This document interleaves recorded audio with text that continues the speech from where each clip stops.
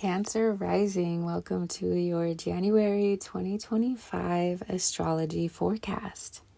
We begin the month with the sun in Capricorn, energizing your 7th house of relationships. Whether romantic, platonic, or work-related, your relationship to people, places, and things is being highlighted. Venus moves into Pisces, lighting up your 9th house space of teaching, learning, and world travel on January 2nd.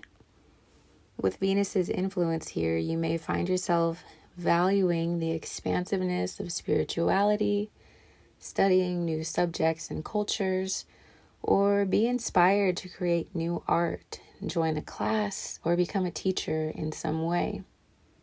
It's likely new money-making opportunities arise in exchange for your knowledge. Some of you may be meeting romantic partners who are from faraway places, or at least places that you're not from. Or maybe it's a new boss or job opportunity that involves traveling, moving, or doing things in new ways. On January 6th, Mars retrograde moves into the sign of Cancer, energizing your 1st house of self, body, and appearance. So be good to yourself and stay active, giving your body a way to channel and transmute the emotional energy and inflammation that may culminate.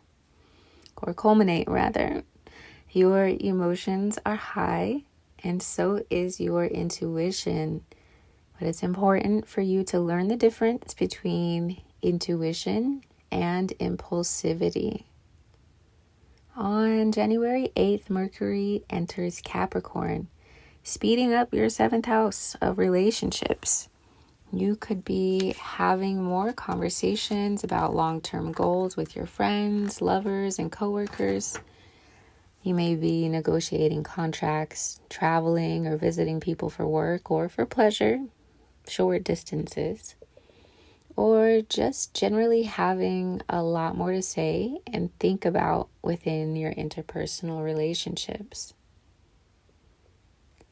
On January 11th, the North Node moves into the sign of Pisces, hitting your 9th house again. The North Node is a destiny point, aligning you with what you are meant to do, who you are meant to meet. And over the next year and a half, you are being directed to spend more time in matters concerning teaching, learning, long-distance travel, and philosophy. Sometimes court or the legal system as well. You could be called to take or teach a course, to go back to school, to travel and explore new cultures, or to delve even deeper into your spiritual life. With this transit, it's important to go with the flow, to cultivate more faith in yourself and in a higher power. So while the North Node is in Pisces, the South Node stations opposite in the sign of Virgo, hitting your 3rd house of communication, daily environment, siblings, cars, skills, and thinking. The South Node asks you to release something within these themes. Sometimes it looks like getting a new car or getting something on your car fixed, letting go of old beliefs and pressure for perfection. You may be burying the hatchet with your siblings or neighbors, or realizing that you still have a lot more to say to the people in your daily environment, a lot more to get off of your chest. On January 13th, the full moon in Cancer illuminates your 1st house space, showing you what needs to be ended, adjusted, or celebrated with regard, again, to your body, style, appearance, and outward personality. Continue to be kind to your body and listen to your intuition. This full moon sextiles Uranus in Taurus, lighting up your 11th house of networks, dreams, technology, social media, your friends. And this sextile creates a pocket of opportunity to innovate and create value in a new way. It encourages out-of-the-box thinking, unexpected behavior, and it's an overall opportunity to be a different version of yourself. On January 19th, the sun enters Aquarius, lighting up your 8th house and shining light on what needs to be transformed or ended. It's intimacy and other people's money as well. So be willing to let go of anything that's holding you back. Expect to also feel vulnerable. And vulnerability is a strength, not a weakness. It feels weak, but it's actually a strength. And you're getting plenty practice with this because this Aquarius house just has a lot of action. On January 27th, Mercury joins the sun in Aquarius, giving you the words to express yourself, the mental agility to innovate and to dare to be different and connect with the right friends and networks. You're thinking deeply, researching thoroughly, and intensely communicating with others on these matters. Then on January 29th, the moon joins the sun and Mercury for the new moon in Aquarius, encouraging you to plant new seeds in this area. Remember, Pluto is even in Aquarius as he moves there in late 2024, beginning a 20-year transit. Again, all focused on your 8th house, where you will continue to learn the art of transforming, transmuting, and letting go of what is no longer needed. This empowers you. It makes you a better leader. It makes you more intuitive, more enticing and attractive. So embrace it to the best of your ability. And finally, on January 30th, Uranus goes direct in Taurus in your 11th house. So this is bringing innovation, surprises, and out-of-the-box thinking when it comes to social media, to friends, the internet, and your larger dreams and aspirations.